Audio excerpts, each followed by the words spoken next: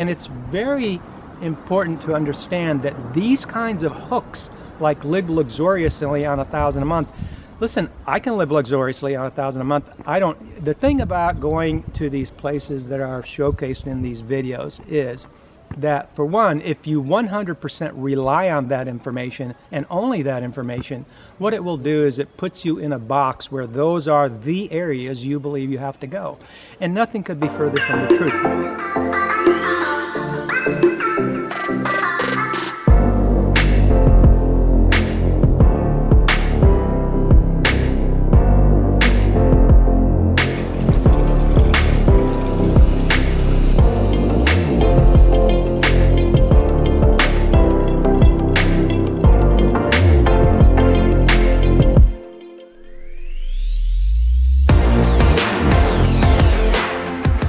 So, cheapest countries in the world to live in. We've had somebody ask that on one of our videos, where are the cheap places to live? And of course we have to throw in the word luxuriously because this is YouTube. And, a lot of these titles have these kinds of hooks in them.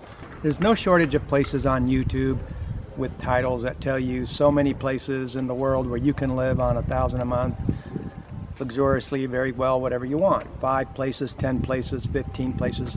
They're really all over the world. So what is there to really know about that? Well, from where we're coming from, it's no different than what we've been experiencing all along ever since we went abroad almost 10 years ago. And that is that there is this side of the ledger where people do things this way where they get their information online and then they follow that up with comparing to the US, for example. So the biggest issue that I have with some of this information is that while it is factually correct, there's always the other side of the story and there's more to know.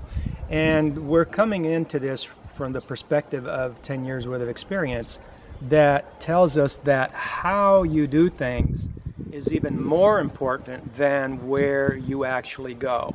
And that's why we feel that these kinds of videos are a good starting point, and websites or whatever they are, blogs about cheapest places to go, they're a good starting point if you don't have any clue, or if you're just starting out. But it's really just the tip of the iceberg of information. It's an insight to understand that how we do things has everything to do with the experience we have when we go to these places. Live your best life abroad with Frank and Angie, South America, Europe, North America, life hackers and professional frugalists. And we've never paid more than $300 for 3 or 4 bedroom houses, furnished and unfurnished. How do you like them apples? Now, we've had a lot of people say things, and we've been through a bubble in, for example, Cuenca, Ecuador, and we've had the pleasure of understanding what is a discomfort to some of the people that leave. And part of it is that they get tired of feeling like an quote-unquote ATM machine by the locals. And what we're saying is that the way we behave when we go abroad is the direct cause and foundation of why we get treated that way. And that's why we are so almost dogmatic about pricing when we talk about the information we talk about in our videos about living abroad, and even in the States or in England or whatever it is. Because you wouldn't engage in certain behaviors in your own hometown, and therefore they don't make any more sense just because you went abroad. Actually, they make worse sense because you become a target in these countries because you're the foreigner. All of a sudden, you know, you're the guy that's paying. The thing is, when you go to these places, it's no secret that you're in town. I mean, you're the foreigner, and believe me, we were the first ones, the pioneer in a Ram city of Cuenca, Ecuador, of going outside of the Gringo area.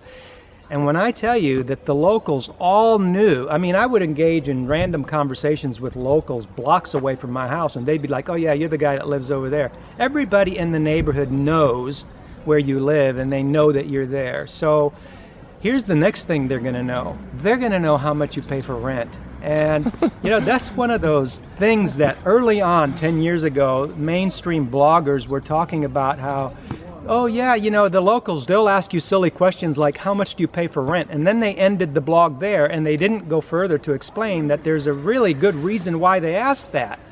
Is because once they know what you pay for rent, then they profile you and put you in a category of the rich foreigner. And from then on, you will be treated in a certain way that people get tired of, and then they leave. And so therefore, this kind of activity does absolutely 100% color the kind of experience you will have when you live abroad. And it's very important to understand that these kinds of hooks, like live luxuriously on $1,000 a month, listen, I can live luxuriously on $1,000 a month.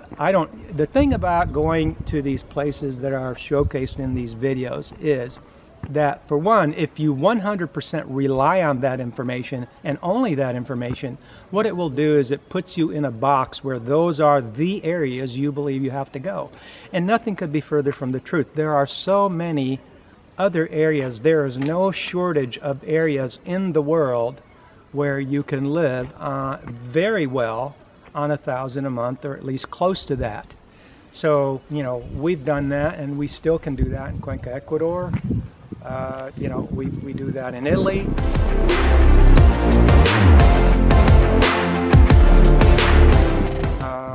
We've made videos about living on $1,000 a month in Quito, Ecuador, and we're a family of 4 adults. The bottom line is that understanding the foundational crux of the matter is,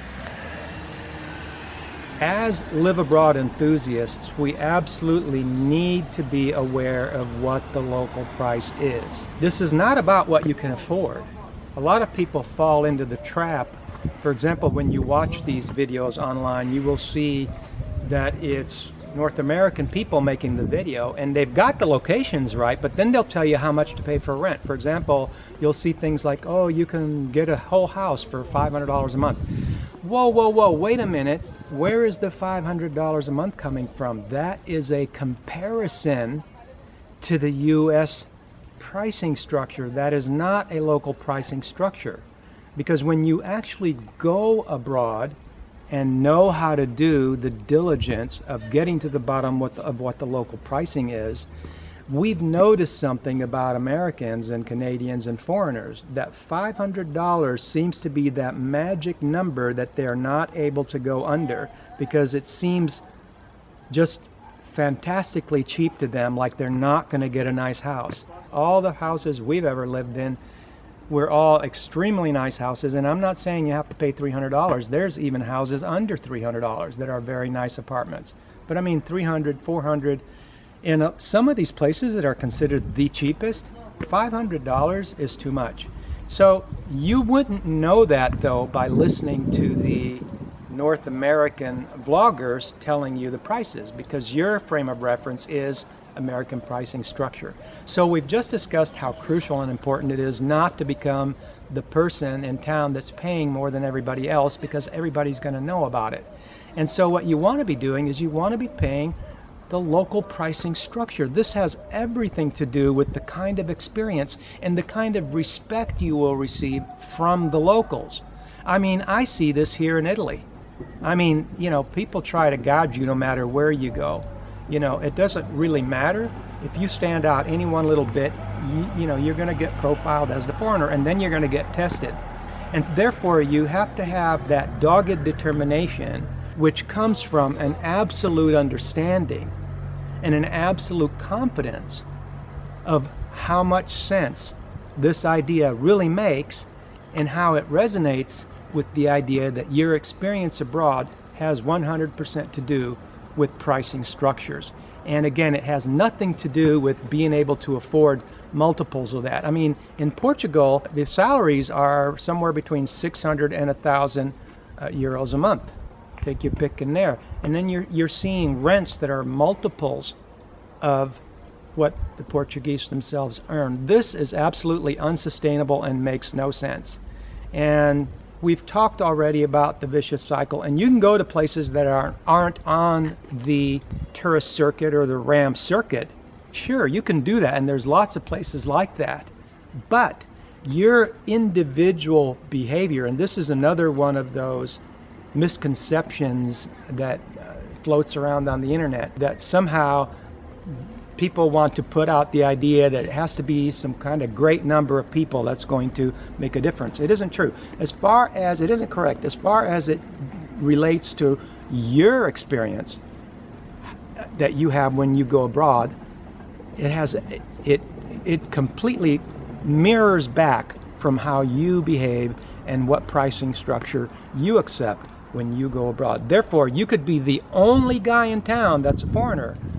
If you aren't diligent about the pricing structure, finding out what the local level of pricing is, and you fall into the trap of paying more, rationalizing it somehow, like people do, then that pricing structure will absolutely be mirrored back to you at the kind of experience that you will have. And you could be the only guy in town, and that will happen. And then the next guy that comes into town that's a foreigner is going to end up paying that And price the next too, guy, but more. And the next guy, it just incrementally gets increased.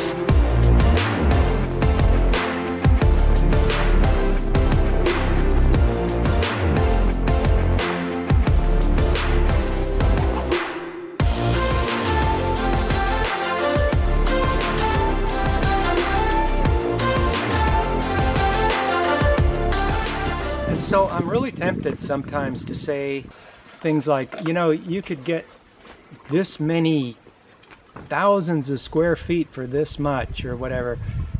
But I refrain from doing it because I've seen what this kind of verbiage does to people. And what it does is, and it's part of that hooking process when you see it in a video title, is that it works up the greed in people. And a lot of times, you know, when I say greed, I mean in a materialistic sense, in the way that people spend money just to be able to have something to tell other people, you know, that look at me, look at what I'm doing.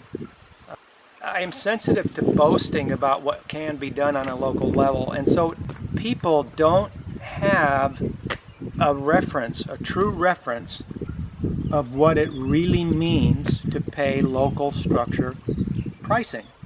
They have this conception, which is facilitated by RAM groups, that if it's below a certain price, well, it isn't worth our time. And nothing could be further from the truth, because before the Rams hit Cuenca, Ecuador for promotion, and before the onslaught of foreigners with a lot more money than the locals came in and started paying higher and higher rents, before all of that, right, you could get, and this is what I don't want to say on these videos, but locals could get 1,000 square feet for every $100.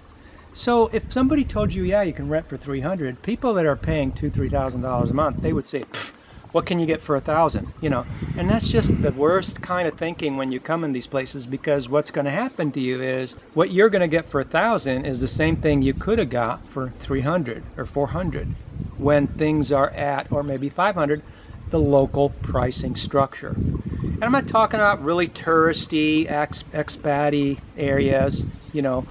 So I'm just saying that price in and of itself doesn't tell the whole story. But what does tell the whole story is who's telling you the price. Is it a foreigner or is it a local? And if it's a local, who is he telling it to? That's another thing. Is he telling it to other foreigners? Because every local knows you make more money selling to foreigners. We were in the middle of that Cuenca bubble, and so we see that bubble now in Portugal and starting in Colombia and other places in Panama. Panama, things soften up, but they're still really bubbly there because Panama is so small. It's like 3 million for the whole country, 3 million population. So I've talked about being a contrarian more than ever, doing things in a contrarian way, but all you see is all of this information out there that is just the same kind of information. And what we really need to be doing is we need to be focusing on these key concepts that I've just outlined if we really want to be successful with living abroad. And there are other things to consider, such as the confidence to go into a local neighborhood. Confidence comes from knowledge and experience. It doesn't have to be your experience. It can be somebody else's experience. And it has to be somebody that you trust and that you know is telling you the story the way it really is. So confidence comes from knowing and having knowledge. And that knowledge can't come from those that have a vested interest. It absolutely cannot. Because if it does, then you're not getting the complete picture. Okay? Because there's plenty of examples online of whole groups of people that are going by that standard. And you can see the results that they achieve. And it culminates over a period of years, regardless of what people say, or the naysayers, or people that say, it won't happen here. It happens in every single place. It may happen to certain degrees, different degrees, but it does happen. And not because what I'm saying, is because we tell you what is a fact. It's happened and it is happening, you know, because it's not, absolutely not about saving a few $100 a month on your rent. And it absolutely 100% does have everything to do with what kind of experience you will have. I hope you got something out of that. You know what to do if you like the video, and check out the links below, and have a nice day. Ciao.